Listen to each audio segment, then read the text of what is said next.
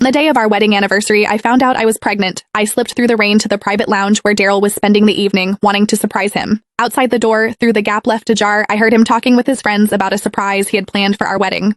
Josephine still has no idea she's been sleeping with both of us. Every winter, I send my twin brother to take my place with her. Through the crack in the door, amid the roar of laughter, I caught sight of a man who looked almost identical to Daryl. Imagine the look on her face at the wedding when she sees that video of my brother on top of her. I clutched the pregnancy test results in my hand, ready to storm in and demand to know why he'd done this to me. But then I heard Daryl's voice again. Sarah's career has taken off. Josephine served her purpose. Sure, she lost her family and her career because of me, but I gave her a few good years of the high life. I'd say we're even. The casual indifference in his tone sent ice through my veins. A man who had done everything in his power to hurt me for the sake of another woman. I was done with him. And everything he had stolen from me, I would take back. Every last piece. Inside the private lounge, the men kept egging each other on. Come on, Daryl, you've lost 3 rounds of dice in a row. You owe us something juicy. What's this big surprise you've got planned for Josephine at next week's makeup wedding? I stood outside the door, heart brimming with sweetness. 3 years since we'd signed the marriage certificate, and Daryl had been so consumed by work that the wedding kept getting pushed back. Now I was going to bring our baby along and finally make it complete. Ha! Bro, Josephine is such a fool. She has absolutely no clue you've got an identical twin brother. What do you guys think? If she finds out at the wedding that the man keeping her warm every winter was actually me, and then she sees our little bedroom video, will she lose it right there on the spot? The laughter inside swelled even louder.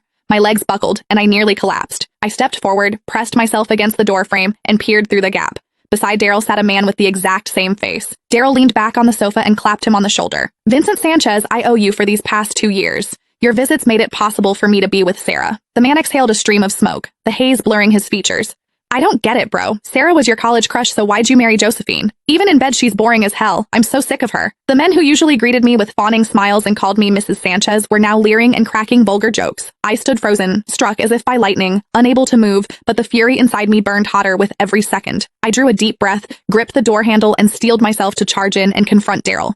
Then the words from inside stopped me dead. I was only ever with her for Sarah's sake. At the sound of that name, my fingers tightened around the pregnancy report until the paper crumpled. There was a tenderness in Daryl's voice I had never once heard before. Sarah went abroad right after college to chase her dream of becoming a jewelry designer. By the time I wanted to go find her, she'd gotten married. Later, when the international jewelry design competition came around, Sarah was so anxious about Josephine entering the same contest that she couldn't sleep.